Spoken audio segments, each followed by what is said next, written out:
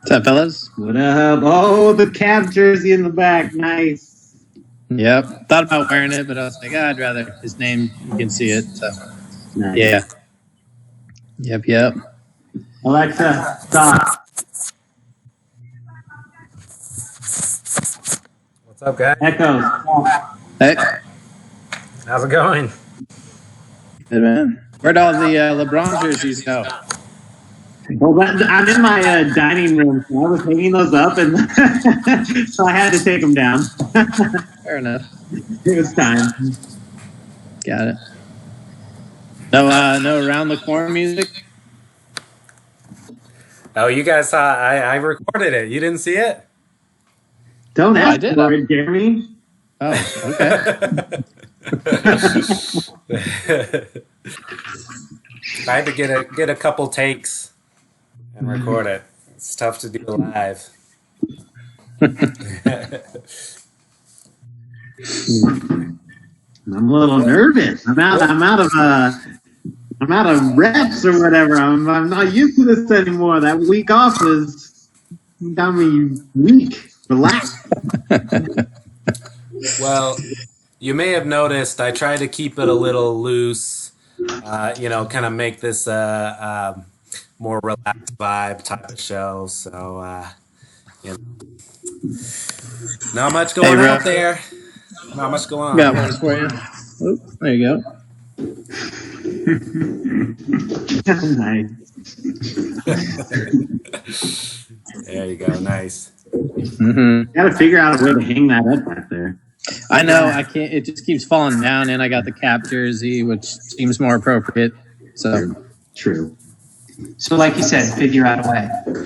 Right. What do you guys think, though? Do I have a career in jingle writing or what? I'm wondering how much free time you have. Thank you. That's the same thing I was wondering. What do you mean? That's 5 minutes.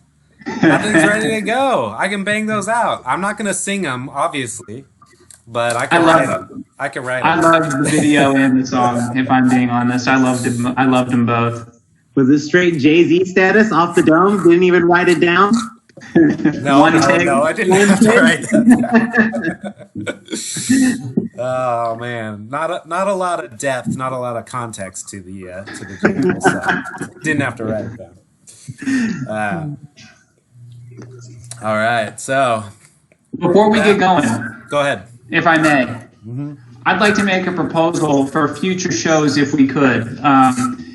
Having written questions last week, it is increasingly brutal to do so. The content is thin, and like sometimes I'll have an idea that comes from like, oh, that's a good idea, that'd be a good question, and then I lose it. I would suggest, and we can put it to a vote or whatever, that we just do a rotation of moderators. So it's not whoever wins or whoever scores the most. It's a rotation. And so you know when your time is coming up, so you can start to kind of accumulate content maybe 2 weeks in advance. We'll still do a winner. They can still have the 30-second screen time, but that way we have a constant rotation of moderators. Yeah, Sure. I'm for that. I'd always be down for every other week at this point too, since the topics are slim until we get into something. Yeah, I think that's fair. Yeah, I was kind of thinking something similar, or even just kind of keep it open. If you got an idea for a week, you can reach out to each other, kind of put our minds together on every other week and try to get some context. Because I was looking back at my questions here, they're loose, they're easy, but there's just not a lot of substance here. But, let's just have fun with it. Yeah, We're not like the pros. We can't keep talking Dak Prescott contract every day. Oh, right. All right. Well, you guys ready to get it started then? Anything else? Let's do it. All right. Well, this first question I kind of want to spend a little time on because it's really the only thing going on. I'm kind of paying a little more attention to what's going on in the NBA, starting to get some team reports. Saw a report today that Zach Collins is going to rejoin the Blazers, so excited about that.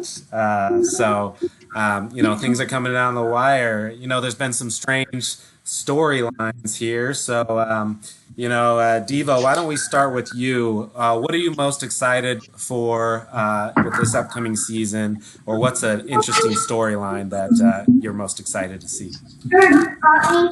Can you actually go to one other person? I got to get something with Khalil real quick. Sure, Jeremy, go ahead. Yeah, so hey, buddy. I'll start with this does tie in, but as we've recently seen, it looks like Florida is one of the states that's starting to spike in coronavirus cases, which makes me increasingly concerned for the NBA season kicking off in late July if the trend continues.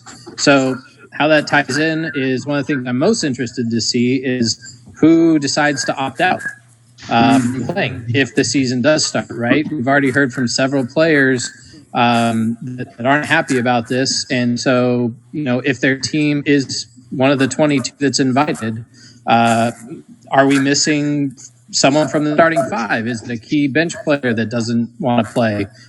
Melo, for example, he was scoring 15 points a game for the Blazers. Does he show up? I mean, if we're in a playoff run, is he there for us or not? So who shows up and who doesn't is what I'm interested to see. All right, Byron, go ahead.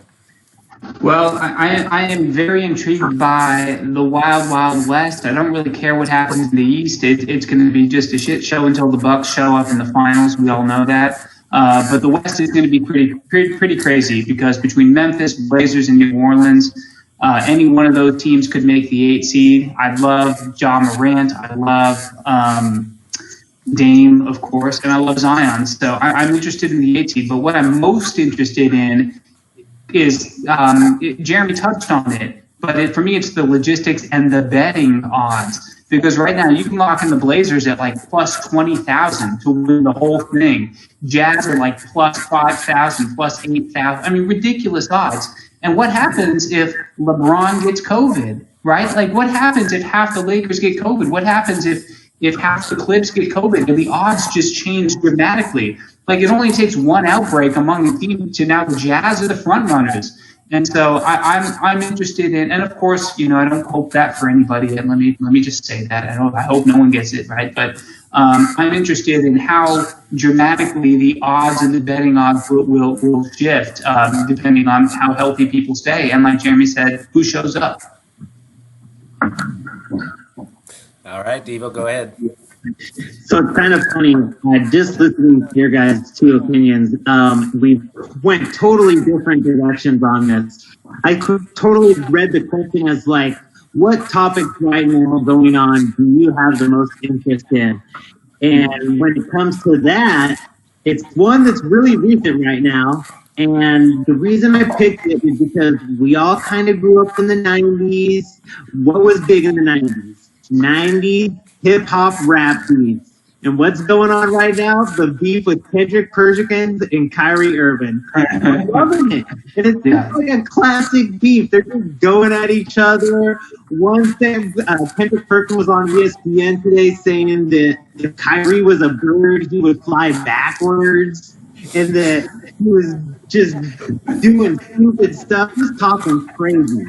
And so I was loving that. And then just like classic hip hop beef, their partners had to get into it too. So then KD came in with the Kendrick Perkins video of him airballing a shot and was like, oh, you were pretty good, blah, blah, blah. And then Stephen A had to get in it and was coming at KD saying like, oh, you should stay out of it. So I've been loving that whole Kendrick Perkins Kyrie beef that's been going on right now. Another small story that came out today was that the ring that they're going to be wearing in this bubble and how it can tell if you have COVID 3 days before you have it just by like your heart rate and all this other crazy stuff. Wow. Look at it. And so all these players are going to be wearing this one crazy ring that I don't know why they're going to be like selling this. There's Apple selling me an Apple ring or something like that. I love that. So yeah, those are the two stories I'm most interested in right now. Yeah, I love that you brought up the Kyrie point. The more and more I hear from this guy, the more I think he's not all there. I mean, something's off about this guy. If I'm an other franchises out there, I mean, he's sort of untouchable to me. I mean, he's talking about wanting to start his own league. I mean, where's his loyalty to the team and all that? It's just, I don't know. It's just a strange guy. I think he's a flat earther too, or something. So yeah. One other thing though, Kendrick Perkins is like, he talks too hood for TV. Like, he needs to tone it down a little bit if he's going to talk so much smack about players. Just like do it more politely, because you're going to get too much like heat for going the way you are. Right. Yeah. Yeah, I won't go there on that one, but yeah. I know what you mean, at least. Very nice. All right, guys. Were you guys able to see this documentary on ESPN, Long Gone Summer, about Mark McGwire? Yeah. You saw it, Byron? Did you see it? I have it recorded. I haven't watched it yet, but I've been dying to.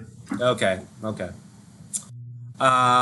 Jeremy, why don't we start with you? Why don't you tell me a little bit about it? I remember I was way into, I'll talk about it a little bit myself at first. I was way into baseball a little bit before this whole thing happened, that Griffey, Frank Thomas era, where, that I was in love with baseball at that time. When Mark McGwire and Sammy Sosa, actually I didn't realize this, Mark McGwire had been in the league, I think, a year or two longer than Ken Griffey Jr. It's just funny to see these guys just kind of pop up. Barry Bonds with that late career surge, obviously, for certain reasons. But so Mark McGwire and Sammy Sosa kind of came around right as I was not much of a fan of baseball. I still had all my cards, went back into all my cards, grabbed out all my Mark McGwires and Sammy Sosas, put them to the side and saved them. But that's about it. It was cool, fun to watch. I mean, that's the sort of thing that's exciting. So I want to get your take on it and what's your thoughts on now that we know everything that we know. Jeremy, go ahead. Yeah, so for a long time, baseball was actually my favorite sport. And I grew up until I was 7, we lived in the Oakland area, and then we moved up to Beaverton. So the Oakland A's were one of my favorite teams when I first started watching baseball, like 1990, 91. So you got McGwire, Canseco, Bash Brothers. I kind of shifted over to the Atlanta Braves because their games were on TBS. I could watch them all the time. But then in 98, I'm still in love with baseball at this time. I actually tried out freshman, sophomore, and junior year of high school and got cut all 3 years. But I loved baseball. And so the summer of 98 is one of my more fonder memories because of the home run chase. It started off early on with McGwire jumping out to a crazy pace. He was on pace for like upper 70s for a while. And then Sosa, he started off slow, and then he got hot and came on. And so what I remember most is every night watching SportsCenter, being like, who did somebody hit one? Because the games weren't always live. You couldn't catch them. And then, sometimes if you don't see SportsCenter, you got to read about it in the paper the next day because it's 98, right? So we don't have really much of an internet. And so really for me, it was just like tuning into SportsCenter every night, kind of kicking my parents off the TV so I could see who hit the home run, who didn't. And so that kind of peaked in terms of like my love for baseball was that summer. Very nice. Devo, what are your thoughts or memory, if any? I think this is perfect that Jamie went first and then I go second because it's like complete opposite. I don't like baseball, wasn't watching any baseball at that time, but this moment stuck out too. It's a huge moment for baseball. I definitely remember it. I wasn't like loving the whole situation, but it was exciting once it started to happen. And I think the main thing that we always kind of remember too is towards the end, ESPN would cut, even if they had something going on, SportsCenter or another game, they would cut away with Mark McGwire, Sammy Sosa at bat, just at bat, and then they would cut away to whatever they were doing before that, which is crazy. I mean, I don't think there'll be another time when we'll see that. Like, it was just crazy. So I definitely think about that. And then as a kid, I think back was like, I never thought those guys looked that big back in the day. But now, obviously, looking back at them, and I guess, did anybody ever think just like that they were on roids? Or were we too young? We didn't hear about any of that stuff yet. So that was crazy. And then another thing I started to think back that was funny was when did the away field or the away team stop throwing their home run balls back? When were they like, we'll keep this one? It is pretty special. I wonder when that started to happen. But those are my main takeaways from the home run derby, or home run race. Very nice, very nice. Byron, go ahead. Yeah, I mean, I don't have much to add. Both these guys hit on the 2 points that I wanted to hit on. The thing that stuck out to me was what Devo said, and they would cut away to that. I do remember that, and I remember loving it. Just every at-bat was critical. And the great thing that Jeremy made was, this was 98, so there's no Twitter, there's no Facebook, there's no, Instagram or anything like that. If you want to know what's happening, you got to be watching, right? You got to be watching SportsCenter, or occasionally they would show, they'd show a Cubs game, and you wanted to watch that because you wanted to see it happen. But the thing that I would distinctly remember, and we sort of take it for granted, but it wasn't just a race between two guys. It was a race between two guys to break an existing record. So usually you're just watching one guy who might break a record, right? But two guys chasing each other to also break an existing record, and they were so close to each other at the end. It was so close before McGuire pulled away. It was unbelievable. Like one night, they were both in the 60s, when they both, were catching up to and broke Roger Maris's record. It's like McGuire would hit one, and then the next night Sosa would hit one, and then the next night McGuire would hit. It was unbelievable at the end. And so I just remember how close it was and how back and forth it was, right down to the wire at the end. It's a great time for it. Yeah, I think it's hard to imagine baseball ever being bigger than that. To me, personally, yeah, yeah, that's kind of right in our age range where we were tuned in at that point. And I love the point about less access to it. You have to watch it on TV, and that's the technology age that we just kind of barely remember, but we certainly do remember. So it's fun to look back and think about. I always had this overinflated sense of like valuable collectibles in baseball. Like I collected baseball cards. I was like, man, 20 years, this is my investment. This is gonna be rich. And it was all bullshit. So, that stock went down. Way down. All right, cool, very nice. Let's see what we got next. If I may, before you jump in, one of my biggest regrets is not getting a picture and an autograph with Pete Rose when he was in Vegas. Just in a freaking strip mall right there. Like he's just, and it's like, $100 or whatever it was. Right. I mean, God, major missed opportunity. It was literally just us in there too, right? There was like one family ahead of us, and that was it. He was just chilling, Well, go ahead. Yeah. If it makes you feel better, Charlie and I had a similar experience with Jerry Rice. Yeah. So. Yep. Certainly regret that. Yeah. But we were younger then. We were like $200, and I ain't got that. Yeah. That was good stuff. We got to see him though, and that was cool. Mm-hmm. All right, a lot of people, and I mean a lot of people, are calling for the NFL. Some team's got to sign Kaepernick. Got to sign him. Who's gonna sign him? Where's the best fit for him? Let's start with Byron. I mean, I hate that if he gets a job, it will feel forced at this point, right? Because the man never deserved to be out of the league. He was pushed out for social reasons, as we all know. It wasn't for lack of talent. The guy could freaking play, and it would just feel forced if he gets a job now. So I don't want him to take one if he wants one, right? And I don't know if he does. Maybe he does. But the perfect place for Kaepernick, I think, and there's a lot of different options. I looked at both the team itself and the town, the culture of the city, because Kaepernick is bigger than football. He's not just a quarterback. He's a symbol of something more than that. So I picked Chicago. Number one, I think he goes in and potentially starts. I mean, there's a quarterback battle between Mitchell Trubisky, who's going to be back in groceries in 2 years, and Nick Foles, who is just busted down and hasn't been a starter anywhere ever, right? And so I think Cap has a good chance of going in starting in Chicago. It's a dynamic offense with an offensive-minded head coach. And it caters to a mobile quarterback. They thought Trubisky was a mobile quarterback, and he sort of is. He just can't throw. So I think Kaepernick could slide right in there from a football perspective.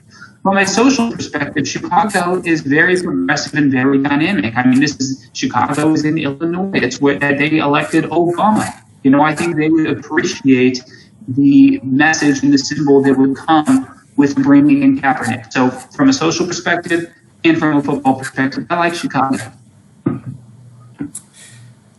Yeah, we know damn well Jerry Jones ain't signing Kaepernick. All right, Jeremy.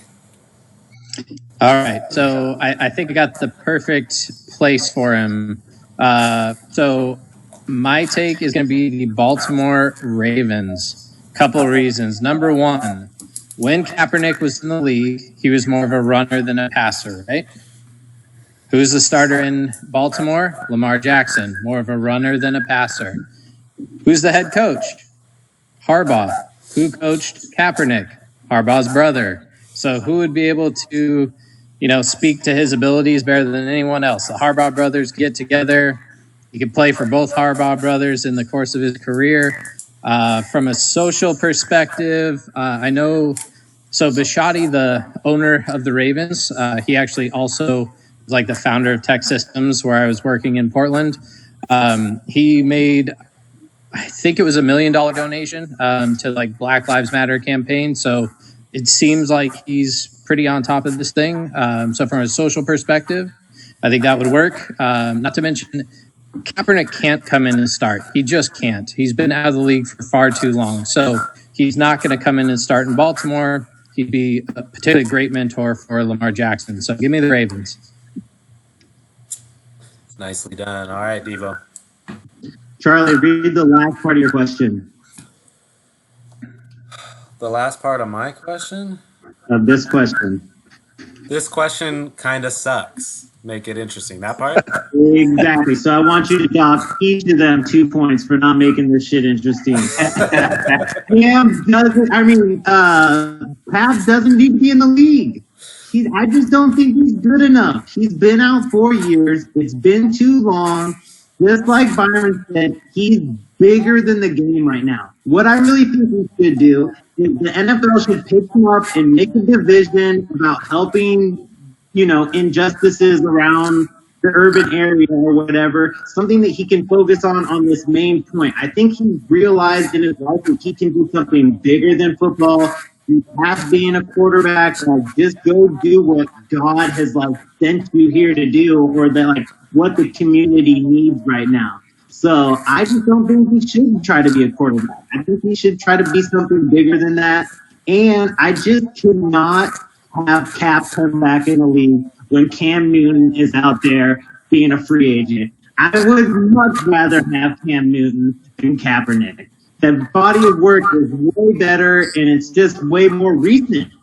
You just can't deny that. So I think he should stay out, be bigger than football, do all his injustice stuff, all his Black Power stuff, and stay out. This is such a storyline. I mean, I really appreciate what Kaepernick has done. He's had an extreme impact. Since he was in the league and since he's been out of the league, he's still making his cause known. So it's not about him being signed or not. I'm kind of ready for. I don't know how you get the storyline away. I guess he just has to be signed, and that's how we move on, and we don't have to talk about it. We can focus on more important things other than the specifics of Kaepernick being signed to a team. But Yeah, I'm ready to move on. Again, I appreciate what he's doing, man. It's a good thing, but yeah, ready to not talk about him in football anymore. Let me just say this. Kendrick Perkins can't say nothing to Colin Kaepernick. You're damn right. You're goddamn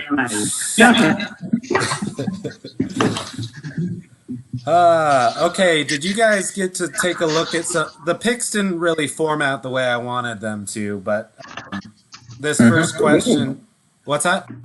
They were good. Okay, Yeah, fine. Okay, good. So Devo, let's go back to you. Who do you have winning in the steroid era home run derby? Okay, like I explained earlier, not a big baseball fan, so I actually had to go top 3. And so my third, all based off of different reasons too. So number 3, if it was like for my life, the game I had to win, I'm going to take Barry Bonds. I mean, he's just the best out there. He's the biggest. He hit the most. I just love Barry Bonds. Number 2, if I was going off of kind of like, you know, my favorite player or who was really popular during our era or, you know, some of the video games even, I'd go Ken Griffey Jr. He was a local boy, basically. Those video games were like what really got me liking baseball at all, if anything, you know. And then, so if I win number 1, I have to pick Gary Sheffield because of that swagged out stance. And if I ever played baseball, that was the stance I want. That thing was just back and forth and boom. Oh my God, just the prettiest stance ever. You know, so many coaches told him like, no, don't stop that. And then he just cranked it and they're like, yes, like do whatever. So yeah, that's my list. Gary Sheffield, number 1.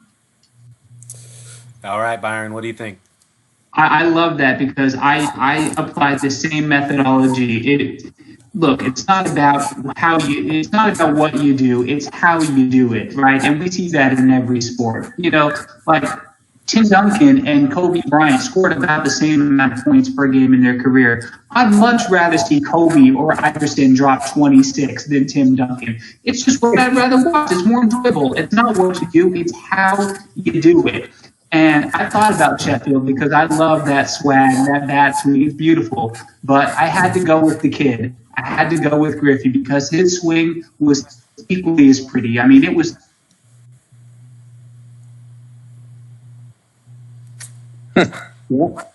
Byron, you cut out. So the kid. Oh, no, good point, man. Good point. Yep. Minus points, actually, Charlie.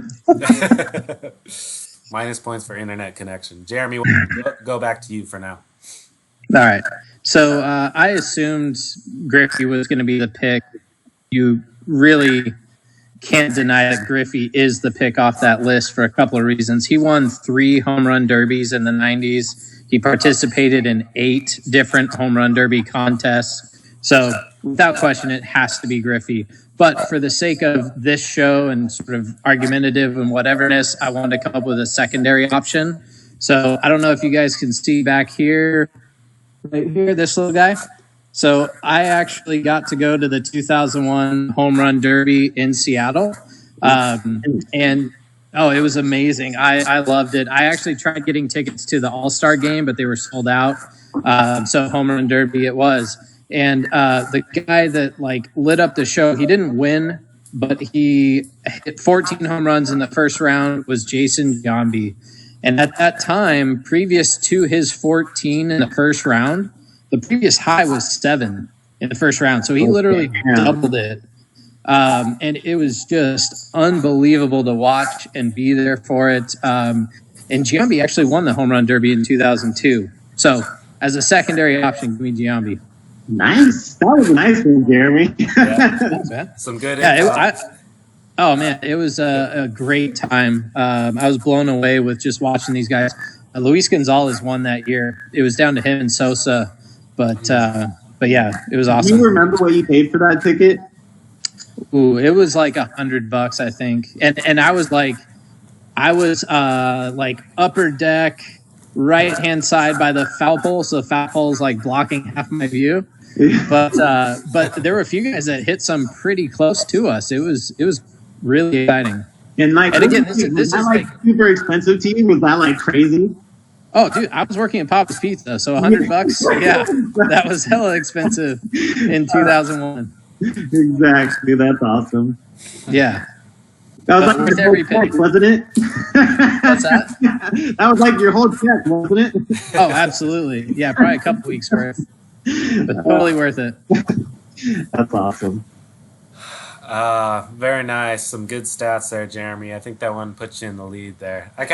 Looking back at these questions, I think these baseball questions are going to give Jeremy a little bit of an advantage. So, what the heck? Well, we'll see. You'll see. I got some problems coming up in a minute. So, all right. Byron said his internet cut out, so he's resetting and coming back Cool. in just a minute. I'm gonna go to the bathroom real quick. Okay. all right. But yeah, man, it was crazy. So I also got to do the like Fan Fest in Seattle. That was a lot of fun too. But yeah, Home Run Derby is one of my favorite moments for sure. But I mean, so you used to watch baseball then, right? Like you at least had the cards. Yeah. It was more of a collection thing. I really didn't watch that much, but I did go to a game once. I went to Seattle to see Mariners versus White Sox. So I got to see Ken Griffey Jr. and Frank Thomas, who were my two favorite players by far. Nice. And I was just thinking maybe we should do that as next week's question. Like, what's your best sports event that you've been to? like live event, yeah. Yeah. That'd be a solid one. Yeah, I think that might be it for me, just off the top of my head. I didn't even hear yours. What was it, Charlie? When I got to see Mariners versus White Sox, Ken Griffey Jr. and Frank Thomas. Oh, yeah, nice. And I got Frank Thomas autograph. I think I've seen that autograph for some reason. Probably, yeah. It's around here somewhere. Wow. We just had a garage sale on Saturday, and I put my baseball cards out, and I had the Frank Thomas one in there, but halfway through the garage sale, I was like, I can't. I need it back. Because I was telling people, I don't know, $20, and they're like, what? No. Like, well, sorry. It's worth that much to me, so. Clearly holds more value in your heart than anybody else. That's what I told Erica. Is like, this is much more valuable to me than anyone, so no point in selling it. I looked it up online, and it's like worth maybe $10, even with the signature, so it's like, keep it. Yeah. Cards are worthless for the most part. Yeah. That's where all my allowance money went too, man. Mowing all those lawns, cleaning all those bathrooms and stuff, all with the cards. Yeah. Yeah, I sold a few, but for like $1. Cards for $1. And you know it's just going to sit in that guy's house until he has a garage sale. Yeah. Sell it for 50 cents. Exactly. Yeah. Funny. Yep. What's the collection now, Devo? Like, you collect shoes or? Yeah, it's pretty much shoes for me. I mean, I want to get into memorabilia, but obviously the only memorabilia I have is the Emmitt Smith signed football. Oh, that's nice. Yeah. Damn, when'd you get that? I got it for Christmas, like when I was in '96. My mom bought it for me. Wow, that's a nice gift. Yeah, it was super nice. You got That's awesome, some stuff, right, Jeremy? You got a couple signs, like Ton. Yeah. I've got like, I don't know, eight or 10 baseballs. It was all that steroid era, man. So I've got like Alex Rodriguez, Sammy Sosa, Barry Bonds. I got like a Greg Maddux in there. So yeah, I got a few. And then footballs, I got a Ray Lewis and a Jerry Rice. Wow. So, Any that actually you had signed? the most notable, not even really notable, would be like Kyle Seager on the Mariners. Mm-hmm. Yeah, I caught him down in Arizona when I was living there. He was at it was Mariners D-backs, and got his autograph on the ball. The weirdest one I have is when I was it was like Alex Rodriguez's rookie year, and he was actually at a Blazer game. And me and my buddy were trying to sneak down into the 100 level, and the security guy stopped me. And it was just like late fourth quarter, and he's like, "Hey, I can't let you guys down here, but just so you know, like Alex Rodriguez is sitting down there. As soon as the game's over, I'll let you go down there if you want." And we're like, "Okay, cool." So we sprint down there, and he actually talked to us for like 5 minutes. He autographed my Rip City Blazers sign. Yeah, so that was my coolest memory. But the only way that could have been better if it was a samurai sword, straight stepbrother status. Well, the funny thing is, like, he was so patient with me and my friend. He had to, I'm sure he was annoyed, but he's talking with us, and what I remember is there's this really hot girl he's with, and she put up with it for a couple minutes, and she's like, "Yeah, we got to go."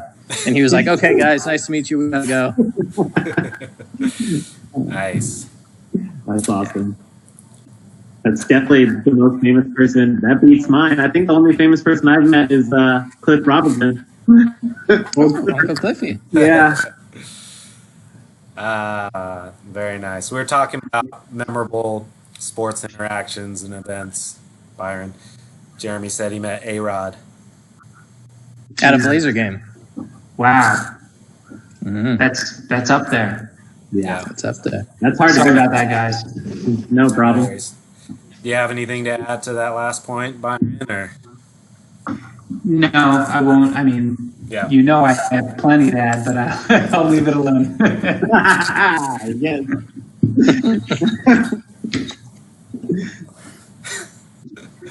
All right.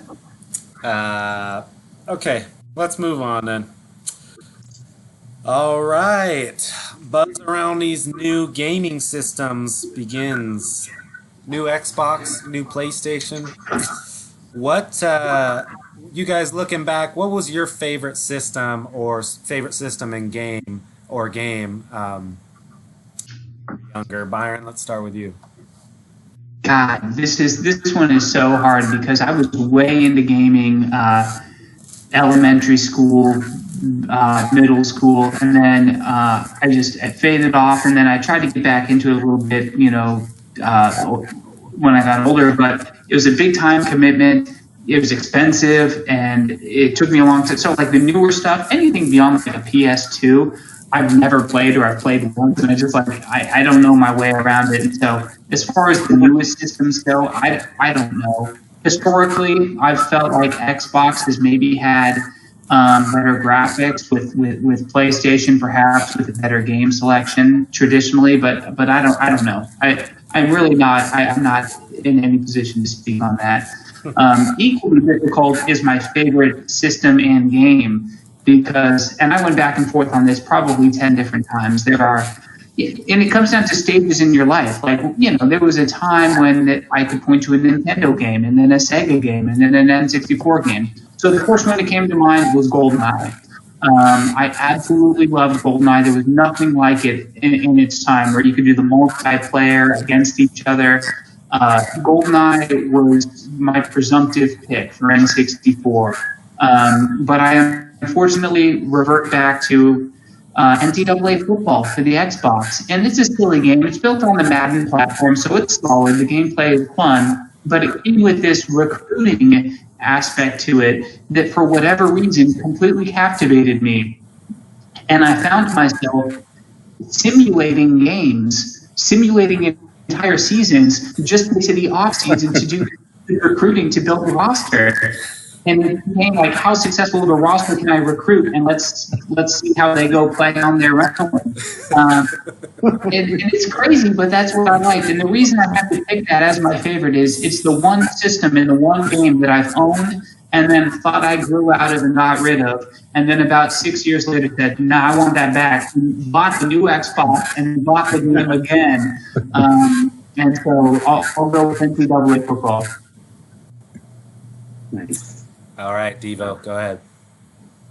So, as far as the new Xbox and PS5 goes, who effing knows? I mean, I tried to read up on some of this stuff. They're talking like teraflops, 8K accelerated DirectX ray tracing. Who knows what, I don't know what that means when it comes to a system. I'm like, is it gonna look cool or not? So I'm just gonna go with PS5 on this one just because I like the game selection. I've had an Xbox before and I always felt I was like wanting a PS4 game or something like that when I had the Xbox. So I want to go PS5 on this new one. But as far as my favorite system ever, you definitely have to go N64. Byron touched on it a little bit, but GoldenEye was like one of the first interactive shooting, like fighting each other, your friends right there. And so it was just so much. And you had four, that was a lot of people. Four people playing it. You were just so sick if you were doing that. Also, it had Mortal Kombat and Killer Instinct. Remember Killer Instinct? That was like a Mortal Kombat like knockoff for a while. And so that game was super cool. And then it had Smash Brothers, the very first. And so and that got us all. That was the gateway drug, right? That was the one that helped us all. So it's got to be N64. Nice. All right, Jeremy, go ahead. Yeah, so before I reveal my answer, I was quite addicted to Mortal Kombat. And so I would literally load up my pockets with quarters, ride my bike to Fred Meyer, and pump that machine full of quarters to play Mortal Kombat. But with that said, both you guys are right. Hands down for me, N64, and the game is GoldenEye, and it's not close. Like I said, there are so many facets to that game. Multiplayer mode. I just, grenade launched the heck out of my sister for hours on end. You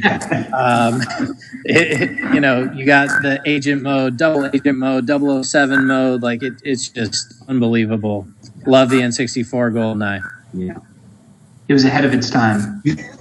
A bunch of old guys. The old days. Yeah.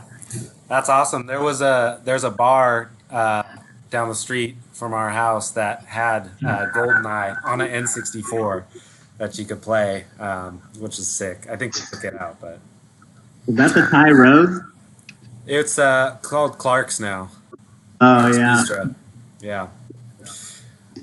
Yeah, a lot of good answers, man. GoldenEye, that's a great one. I remember this game. Do you guys remember this game called Burnout? It was like this racing game. Oh, yeah. You remember that? Oh, Where you yeah. would just go try to make like the biggest crash you possibly can, cause the most damage. The crash function, and it'd be like slow mo, and the dollars would slowly count as the cars crashed into other cars. Yeah, and you could like control it while you were crashing in slow motion. It was just so ridiculous, but it was so fun. Yeah. I don't know why I thought of that one. Gran Turismo, though, too. That was a lot of fun. I put a lot of hours in my life towards Gran Turismo. Yeah, it was a great game. Great game. I remember once going, just a quick side story. I remember once going over in high school to Varella's house. It was on a Saturday, and I got there at like noon, and Peter and Clark were there, and they were playing Smash Brothers. And I was there from like noon until 5. Maybe 6, and they did not stop. They just played Smash Brothers the whole time, and I was like, "Look, I'm just gonna go, guys." Because the whole day and all. They didn't even look at you as you left. They're like, "Yeah, bye." Yeah, seriously, it's crazy. I've never seen anything like it. That was my freshman year of college with Varela. Right. Exactly. Yeah. Very nice. All right, let's move on to the next. We're going to go back to Jeremy to start. Let's start with these Judd Apatow movies. Jeremy, either give us the top 3 or just give us your favorite and what you like about it. Okay, I was going to say, if I have to go top 3, this is where I'm going to lose points, because I looked at the list and I've literally only seen 2 of them. So I've seen... the 40-Year-Old Virgin and Knocked Up. And so for me, it's actually sad, and I hate the fact that this is going to be posted, but it's because I could relate so much to Steve Carell in the 40-Year-Old Virgin. Just like how crazy, stupid, nervous he was, and how dumb he sounded around women, because that's exactly how I was all throughout high school, and it brought up a bunch of bad memories, but at the same time I was like, I can relate to this guy. So for me, it was 40-Year-Old Virgin. Nice one, Jeremy. Yeah. All right, let's go to Byron. Nice. I've seen probably half of them, and I'm a huge fan of 40-Year-Old Virgin. My next two were probably Pineapple Express and Knocked Up, but they're a tier below. I really liked 40-Year-Old Virgin, and Steve Carell was good in it, but I actually loved the supporting cast. I loved Paul Rudd in it. I thought he was hilarious, and whoever plays Jay is so funny too. Just the dynamic is so good in 40-Year-Old Virgin. Although one of my favorite scenes involves, I think, and it's been probably 10 years since I've seen it, but it involves, I think, a very young, unknown Jonah Hill. And he goes into the girlfriend's store. Remember, she runs this eBay store, right? But she has storefront for some reason. And he goes in to buy these shoes. And he's like, I'd like to buy these shoes. And she's like, yeah, that's not how it works. You have to buy it online. And he's like, well, why don't I just give you the money? And she's like, I know it seems silly, but and he's like, yeah, it is silly. I just want to give you money and take these shoes. And she's like, I'm not trying to make things difficult. And he's like, but you are. You're making it very difficult. I just want to give you money to take these shoes home so I can wear them. So I'm just going to give you my money. And for whatever reason, that scene always killed me. Yeah. That's nice. Great deadpan delivery. That was fucking hilarious. All right. Devo, go ahead. So, top three. First of all, I'm surprised nobody said Heavyweights because that was our childhood. That was a great one. And just thinking back, if you go back and watch that movie, no way could you make that movie nowadays. It crosses so many lines. And if you think back too, in the 90s, they were making a lot of fat movies. Like, fat people had it rough in the 90s, I feel like we were just dogging on them like it was nothing.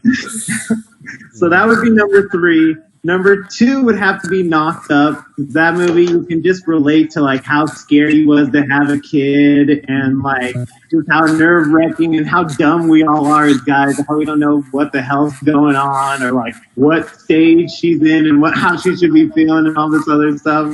So that one was good.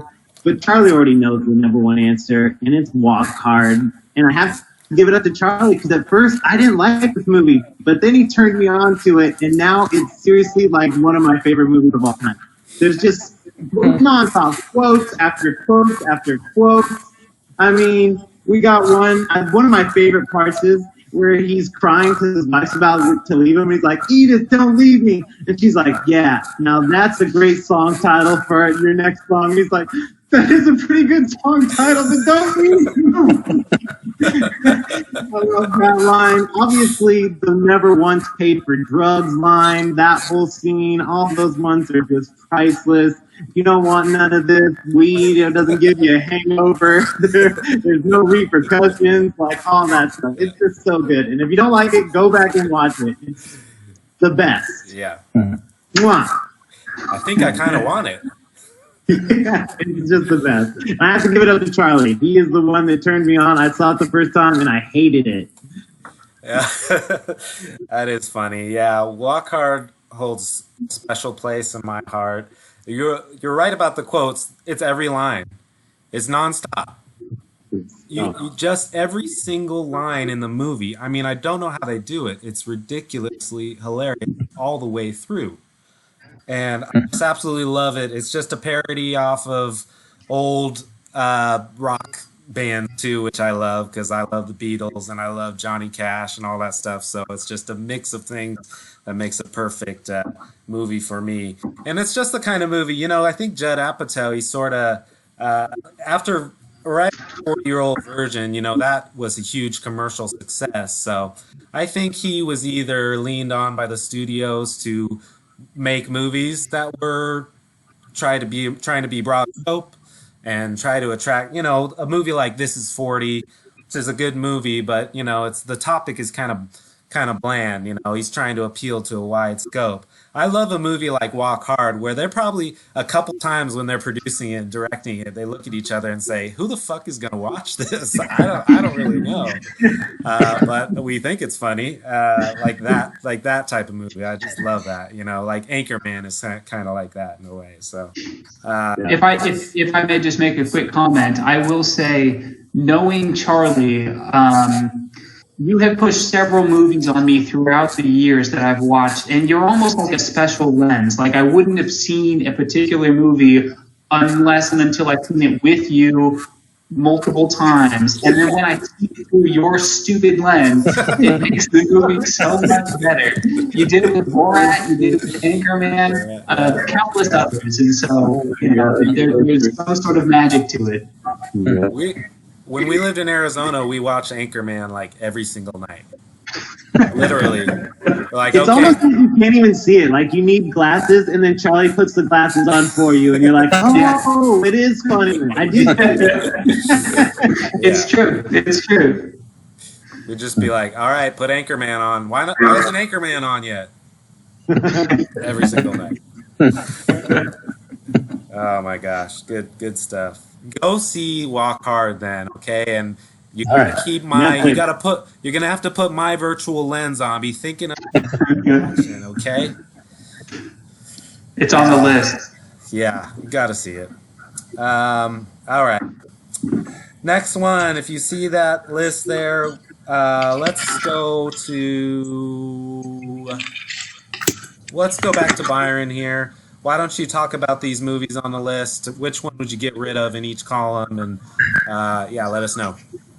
Yeah, I'll be quick here because my decisions are based on criteria that's pretty straightforward. List A, I'm getting rid of The Lord of the Rings because I've never seen any of The Lord of the Rings. And I understand that there may be some shock and awe with that, but what can I do? All the other movies there are great, and I haven't seen Lord of the Rings, so I'm going to cut it. List B is, I think, in my estimation, the strongest list. I am getting rid of Inglourious Bastards. It was a close call, but that's the one I had to cut.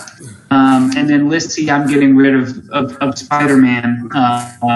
I've seen probably a combined 45 minutes of that movie in 2 or 3 different spurts. It never did it for me. Maybe if I watched the whole thing from start to finish, it would bring me in. But that Spider-Man movie never really did it for me. I find it disgusting and insulting that Terminator 2 and The Matrix are even on the list. I was offended to even see them there. And if either one of you cut them, I am out. I'm out. So that's it. All right, let's go to Jeremy. Yeah, so similar to Byron, this is going to be pretty to the point. It's just movies I haven't seen, so there turned out to be one in each column. So I've never seen Goodfellas, so I wouldn't miss it because I've never seen it. Row B was Inglourious Bastards, haven't seen it. And row C was Inception. I've never seen it. So I knew that was going to draw some criticism, but if I haven't seen it, I'm not going to miss it, right? Because I don't know what I'm missing. So there you go. Get yourself an edible and a Blu-ray, my friend. I've got the edible. I just need the Blu-ray. So funny story, real quick story about Inception. I literally just told my coworker to watch that a couple nights ago, and he watched it, and he didn't like it. And I was just like, what the? So, I mean, maybe you're not missing something. I don't know. Maybe I just love that movie. But anyway, row A, it came down to Goodfellas or Aliens. I'm not a big Aliens fan. I mean, it's okay to me. I've seen Goodfellas a couple times, so I went with the movie I hadn't seen the most. So I want Goodfellas to stay, and I got rid of Aliens because I've seen it too many times and that. And then row B, I had to get rid of Inglourious Bastards too. It's Quentin Tarantino's, in my opinion, one of his worst. It's just not that entertaining. There's a couple crazy moments, but not my favorite. Yeah. And then row C, all these movies I love. I mean, you can't get rid of The Matrix. I can't get rid of Inception. I love that movie. Spider-Man is like one of the best animes that I've seen. I love that movie. So I actually had to get rid of Back to the Future once again going on. I've just seen it a bunch, so I can get rid of it. Gosh. Let's hear it, Chuck. Mm-hmm. Well, I mean, there's some untouchables in here. I don't know how you consider Goodfellas. You can't get that. You can't even consider getting rid of Goodfellas. There's some movies on here. Look, I'll admit I haven't seen Into the Spider-Verse, but I just absolutely don't believe it deserves to be in this picture. Honestly, I just don't think it has the weight of these other movies to be considered. So, You guys don't respect the anime, bruh. what? You What'd don't you say? respect the anime. Yeah, that's true. I don't. That's okay, right? It took 10 years to make that thing. It's dope. So, anyways, I would take out. I'd have to take out Lord of the Rings, and I would take out actually The Departed, and then Spider-Verse. Wow. I know. That's my. I don't know if I've even seen Departed, honestly. So Ooh. So good. I know. Sorry. Well, it's slow as fuck, but it's good. Right. Mm-hmm. Yeah. Yeah. I'll check. And long. Isn't it really long? Yeah. Yeah, it is. It's like 2.5 hours. Mm-hmm. It's good though. And I think. I don't know. I think Terminator 2 is possibly the best movie ever made. You know, I think that's the best movie on this list. You know, it's just a classic. I agree. Matrix a close second. I was going to say the same thing. You got me there. Yeah. No debate there. Uh-huh. All right, nicely done. Nicely done. Okay, let's move along here. Let's get to the good parts. Okay, we're going to do this character snake draft. Okay, so what I'm going to do, I'm going to go last, I think, and we'll do a snake draft, if you guys are okay with that. And the way we would determine our order is we will do a quick Will Smith quiz. So, for the first... So for the first one, just try to say your name, and whoever goes first. Here's So whoever says their name first, I'll let you guess. First one is pretty easy. How old is Will Smith? Devo. Go ahead. 52. Nope. Byron, Go ahead. 54. Nope. Jeremy? Jeremy, 49. Nope. You want me to give you the? You're closest. Shoot. Well, we'll just go to the next one. Next couple questions. Well, wait, what's the answer? How old is he? Oh, he's 51. The next one I'll give you options like A, B, C, D. Okay. In 1991, Will Smith won a Grammy for this hit. I think you can still chime. Byron, Summertime. That's correct. What was it? Summertime. Very nice. All right, so Byron will go first, and then we'll go with another question here. Where was Will Smith born and raised? Philadelphia. Ooh. Oh. Yeah, That's- Devo got it. He didn't say his name, though. You can have it, Jeremy. I'll go third. You're right. I didn't say the name. All right. All right, so then we'll go Byron, Jeremy, Devo, and then... Okay, go ahead, Byron. And so am I explaining the reasoning for the pick, or do we do that at the end? Well, why don't we do it at the end? Okay.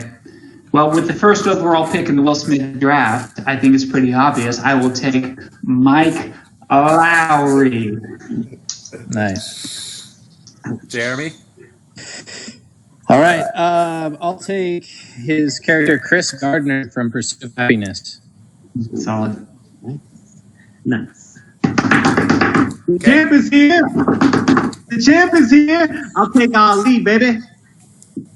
Yep. Nice. Oh, wow. I'm getting Captain Stephen Hiller, Independence Day. Yeah. Yeah. And gosh,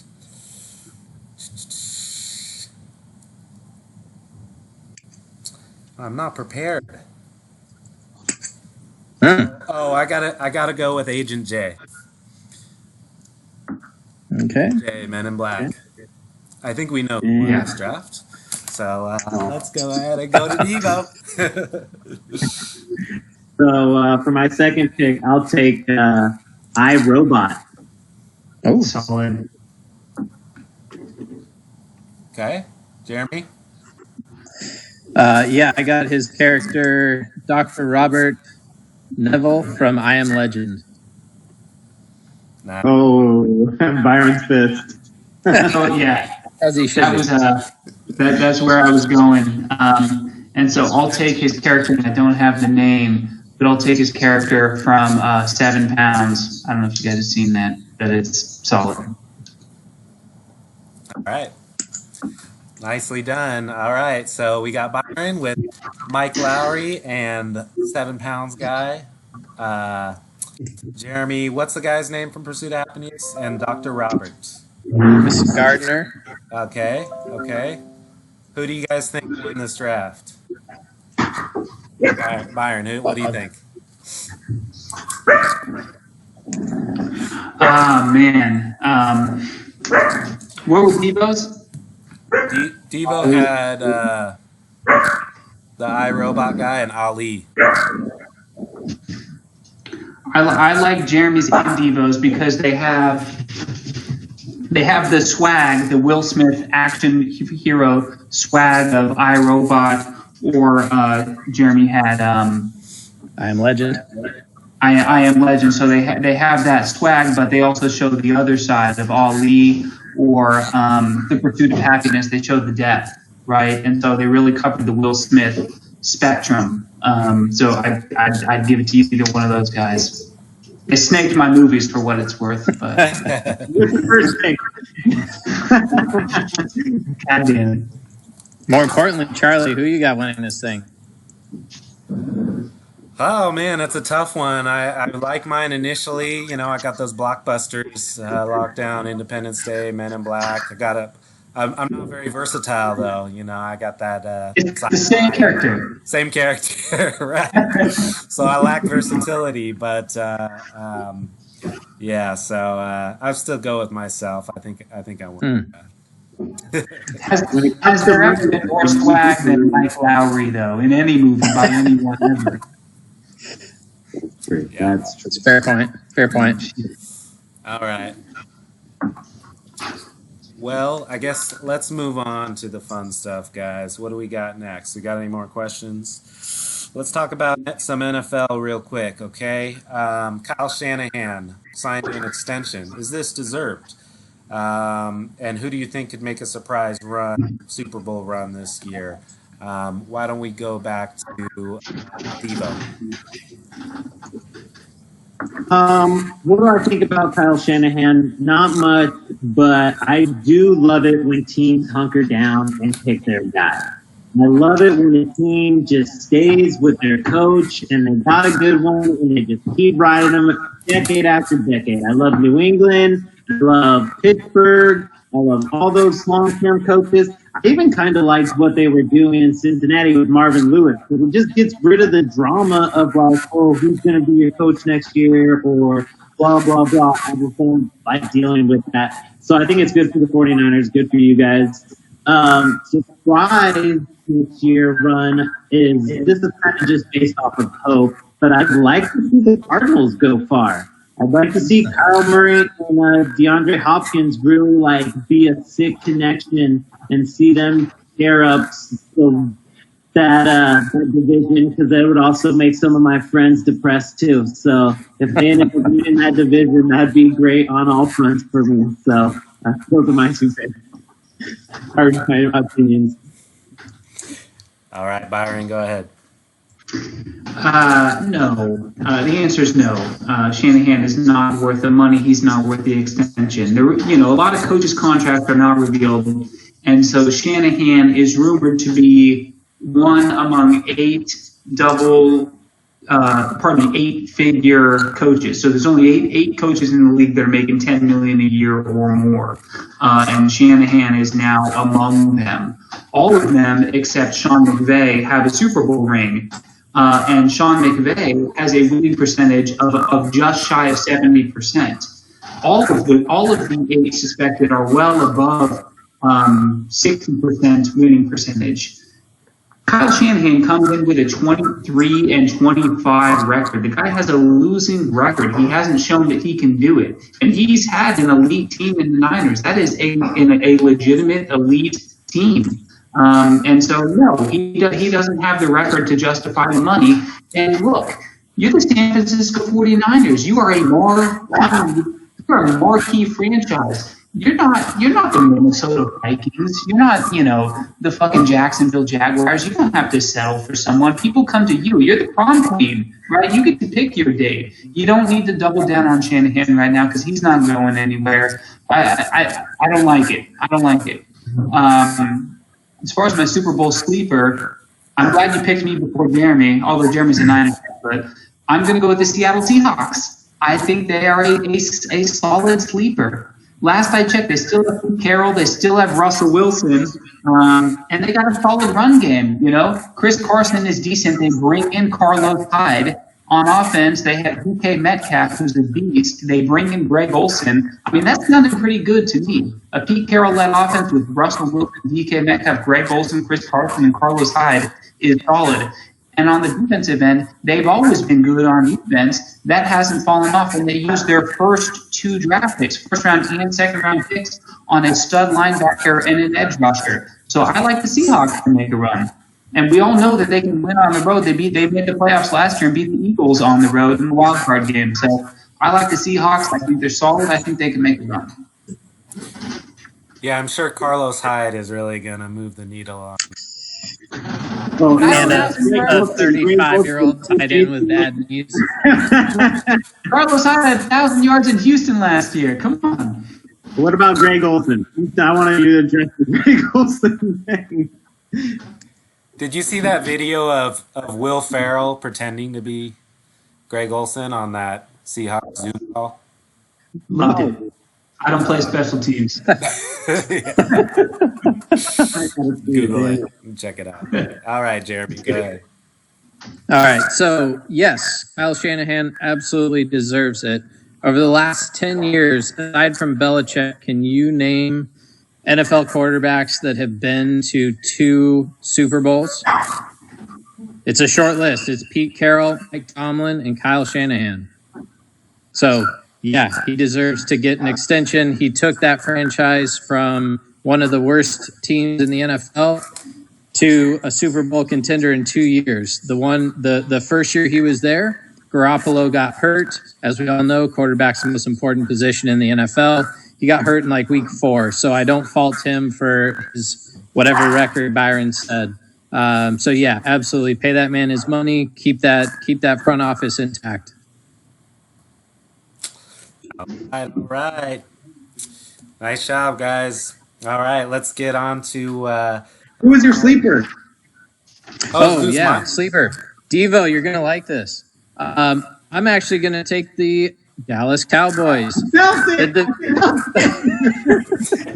division is garbage. The Philadelphia Eagles are the only team that's halfway respectable. They just lost their best guard on a weak offensive line. The quarterback that can't stay healthy and your back quarterback is a rookie.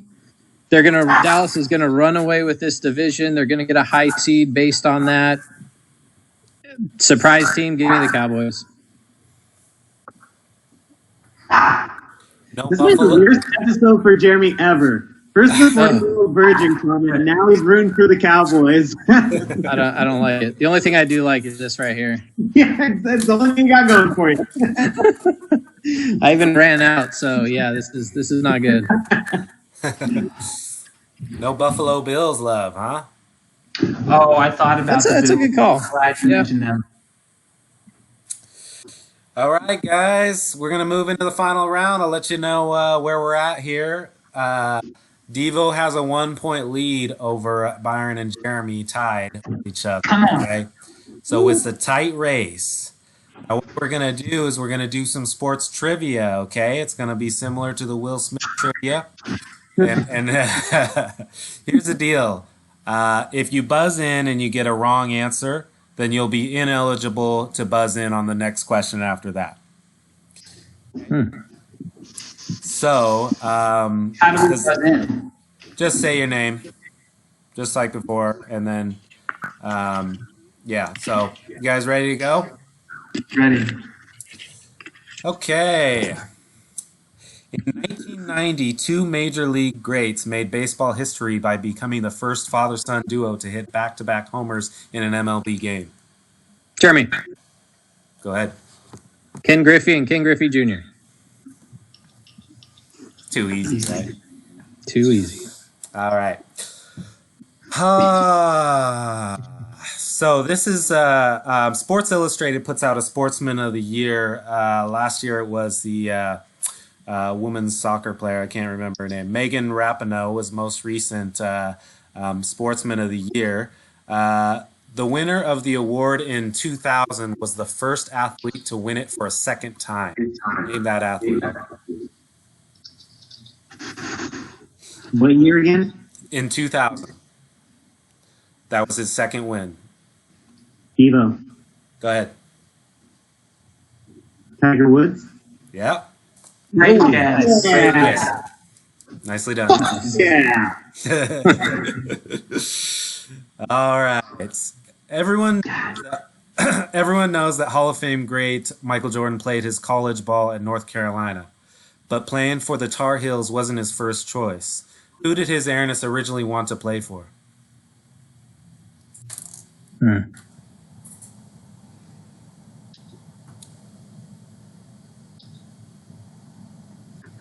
I'm just afraid to say an answer.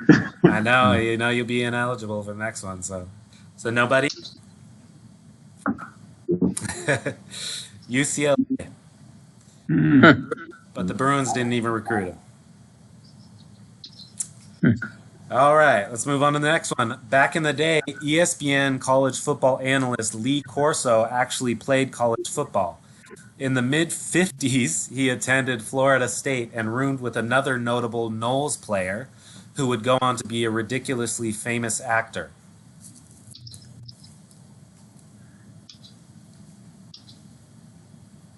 What year?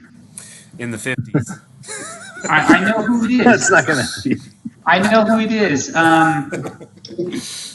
Are you buzzing? Byron. Go ahead. Who is Clint Eastwood? No. God damn it. No other guesses? His roommate played too. Yeah. He played for the team. God damn it. It's not Clint Eastwood? No. Jeremy, no? No. Burt Reynolds. Fuck! Never. No. All right, Byron, you're out for this one. Gosh, you know what? I think this is a tough one. I don't know if anyone's going to get this, but here we go. Presidential ceremonial pitches have been a tradition in baseball since opening day in 1910. Who was the first president to throw out a ceremonial first pitch? Say it one more time, or you blanked out on me. Presidential ceremonial pitches have been a tradition of baseball. Since opening day of 1910 season, who was the first president to throw out a ceremonial first pitch? I have a guess, but it's not worth it. I'm not buzzing in. Okay. No, Devo? I have no clue. Yeah, don't ask me. Byron, you want to put a guess out there? Will it disqualify me from the next round? No. Yeah, then Hoover. No. William Howard Taft. Taft man. Okay, everybody's eligible now. Here's one that someone's going to get. There's only one athlete to hit an MLB home run and score an NFL touchdown in the same week. No. Go ahead. Deion Sanders? Yeah. Nice. Yep. Oh. Fine. Nice job. I think, Devo, you've answered like 2 or 3. Nice job. I'd have gone with Bo Jackson. That was good. Yeah, it was a toss-up between the two. Which retired baseball player was nicknamed the Iron Bird?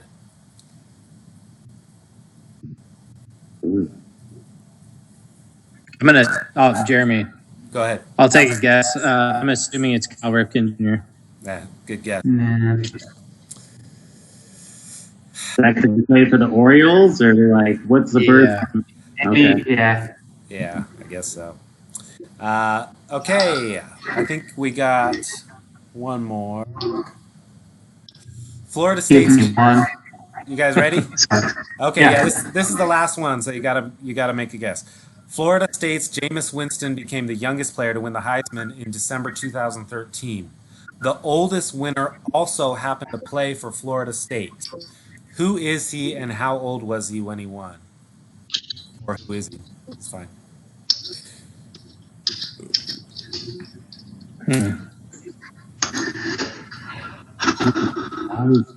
Florida State quarterback. I don't think you can. Yeah. I got two guesses. I know it's one of them. Okay. Can I give both guesses? No! Okay. My first guess will be Charlie Ward. No. All right. I really don't have a clue. There's nobody I could. No, I don't know. Can I give my second guess? Go ahead. Danny Warfel. No. God damn it. His name's Chris Wenke. Oh yeah, Chris Winky. Yeah.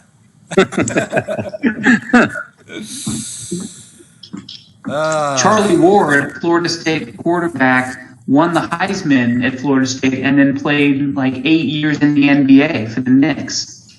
Mm-hmm. Yeah, this guy won. Too little, too late. Yeah. This guy won the Heisman when he's 28 years old. What? Wow, that's Yeah. old. How did that? Do you have? Is there a story? I don't have the. No, I don't have. Serve for the Army, right? That's the only way you get to like. Yeah. Yeah. Or you're Mormon. Or a mission. Yeah. You're in Florida State. Huh? Florida State. I know. I don't know. It's strange. Or you're in prison. I'm Or telling your you. last name's Pritchard, and you played 12 years for the Ducks. Yeah, seriously. I remember March Madness like 15 years ago. There was a point guard who played for Utah State who did like 12 years for rape. He was like 30, and he was balling in March Madness, and he was killing people. Yeah, he was so good. That doesn't seem fair. All right. Nice job, guys.